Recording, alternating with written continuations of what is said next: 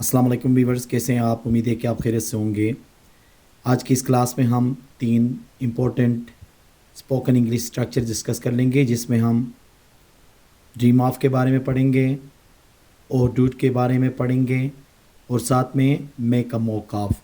ये हम कब इस्तेमाल करते हैं, उर्दू के वो कौन से सेंटेंसेस हैं जिनको हम इंग्लिश में ट्रांसलेट करने के लिए ये स्ट्रक्चर इस्तेमाल करते हैं। आज के इस लेक्चर में तफसीलन डिस्कस कर लेंगे। वो तमाम व्यूअर्स जिन्होंने अभी तक चैनल सब्सक्राइब नहीं किया है, आप चैनल सब्सक्राइब करके बेल का आइकन दबा लें ताकि हर नोटिफिकेशन आपको आसानी से मिल सकें। तो आइए वन बाय वन इनको डिस्कस कर लेते हैं। हमारा पहला स्ट्रक्चर है आज का ड्रीम ऑफ। देखें, ड्रीम ऑफ का इस्तेमाल हम कब कर लेते हैं उर्दू में, जैसे कि किसी काम या चीज़ को करने का ख्वाब देखना, या हम इसको ये कहते हैं कि किसी चीज़ का सपना देखना, किसी बंदे का ख्वाब देखना या किसी चीज़ को करने का, किसी काम के करने का ख्वाब देखने को हम क्या कहते हैं? ड्रीम ऑफ का इस्तेमाल करते हैं। इसका फार्मूला कुछ इस तरह से बनेगा। सबसे पहले सब्जेक्ट, फिर उसके बाद हेल्पिंग वर्ब, फिर ड्रीम ऑफ। अगर इसके बाद वर्ब इस्तेमाल हुआ तो फोर्थ फॉर्म होगा। इसके बाद ऑब्जेक्ट या कोई नाउन भी इस्तेमाल हो सकता है, उससे आगे अदर वर्ड्स हैं।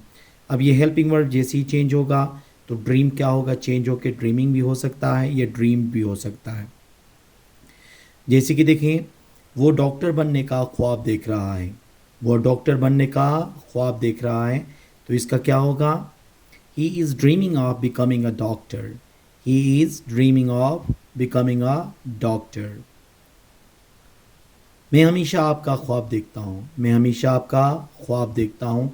अब इसमें देखें, यहाँ पे जो है आगे नाउन आया है, ठीक है। अब जैसे कि देखें, I always dream of you.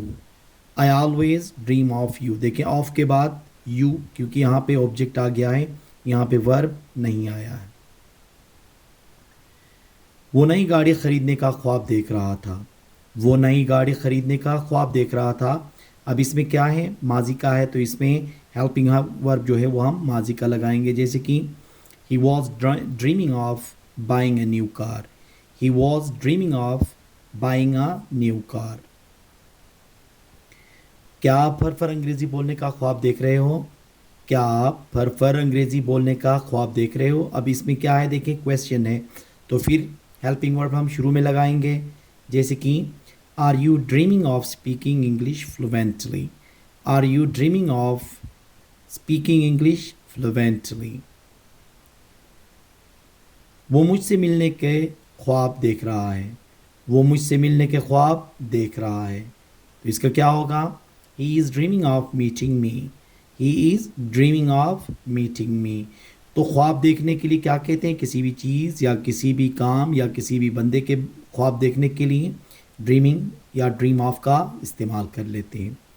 तो दूसरा स्ट्रक्चर जो है वो है ओ डूड। ओ डूड होता है अबे यार, जैसे कि हम उर्दू में इस्तेमाल करते हैं, अबे यार आपने क्या किया, अबे यार वो आज नहीं आ रहा है। ये अबे यार या अरे यार जो होता है उसके लिए ओ डूड का इस्तेमाल होता है। अब इसका फार्मूला देखें, शुरू में आप ओ डूड, फिर उसके बाद आगे आप सेंटेंस लगा लेंगे, ठीक है। जैसे कि अबे यार आपने ये कंप्यूटर क्यों ख़रीदा? अबे यार आपने ये कंप्यूटर क्यों ख़रीदा? Oh dude why did you buy this computer? Oh dude why did you buy this computer? अबे यार आज वो यहाँ नहीं आ रहा है। अबे यार आज वो यहाँ नहीं आ रहा है। ओ dude he is not coming here today. O dude he is not coming here today. अबे यार आपने क्या किया? अबे यार आपने क्या किया? तो इसका क्या होगा? देखें, ओ dude what did you do? O dude what did you do? अबे यार उसने मुझे क्यों नहीं बताया? अबे यार उसने मुझे क्यों नहीं बताया? Oh dude why did he not tell me? Oh dude why did he not tell me? अबे यार वो अभी तक नहीं आया है। अबे यार वो अभी तक नहीं आया है। अब इसमें क्या होगा? देखें, ओ dude he has not come yet. O dude he has not come yet. तो ओ ड्यूड का इस्तेमाल होता है अबे यार उर्दू में जब हम बोल रहे होते हैं, अबे यार या आपने क्या किया, अबे यार आपने ही तोड़ दिया। तो ये सारी जो चीज़ें मतलब अबे यार का जो लफ्ज़ होगा उसको ट्रांसलेट करने के लिए हम क्या इस्तेमाल करेंगे, ओ ड्यूड का इस्तेमाल करेंगे। ये था हमारा दूसरा स्ट्रक्चर। थर्ड है हमारे पास make a mock of. Make a mock of इस्तेमाल होता है मजाक उड़ाना, ठीक है, किसी का मजाक उड़ाना, या कोई और हमारा मजाक उड़ाता है या कोई और किसी का मजाक उड़ाता है, तो उस वक्त हम क्या इस्तेमाल करते हैं, मेक अ मॉक ऑफ का इस्तेमाल करते हैं। अब जैसे कि इसका फार्मूला कुछ इस तरह से होगा, पहले सब्जेक्ट, फिर इसके बाद मेक अ मॉक ऑफ, फिर उसके बाद ऑब्जेक्ट मतलब जिसका मजाक उड़ाया जाता है।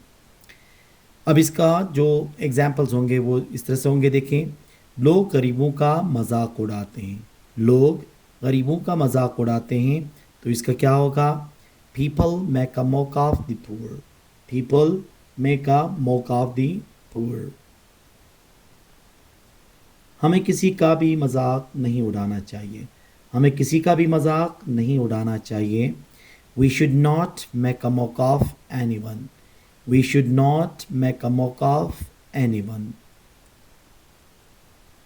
थर्ड हमारे पास है, कल असलम ने अकरम का मजाक उड़ाया, कल असलम ने अकरम का मजाक उड़ाया, तो इसका क्या होगा, Aslam made a mock of Akram yesterday, Aslam made a mock of Akram yesterday. अब इसको हम इस तरह से भी कह सकते हैं, यस्टरडे शुरू में मिला सकते हैं, yesterday Aslam made a mock of अकरम।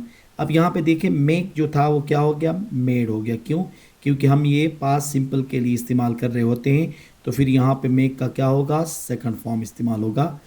तो मजाक उड़ाने को क्या कहा जाता है, मेक अ मॉक ऑफ का हम इस्तेमाल कर सकते हैं, ठीक है, या कर लेते हैं। ये तीनों स्ट्रक्चर हम अपने रोज़मर्रा ज़िंदगी में बहुत ज़्यादा इस्तेमाल कर रहे होते हैं। तो ऐसे जो उर्दू के सेंटेंसेस जिनको इंग्लिश में ट्रांसलेट करना होता है, तो इन फार्मूले और इन्हीं स्ट्रक्चर के ज़रिए हम आसानी से अंग्रेज़ी में ट्रांसलेट कर सकते हैं। तो उम्मीद है कि आज का ये लेक्चर आपको समझ में आया होगा। Thank you very much.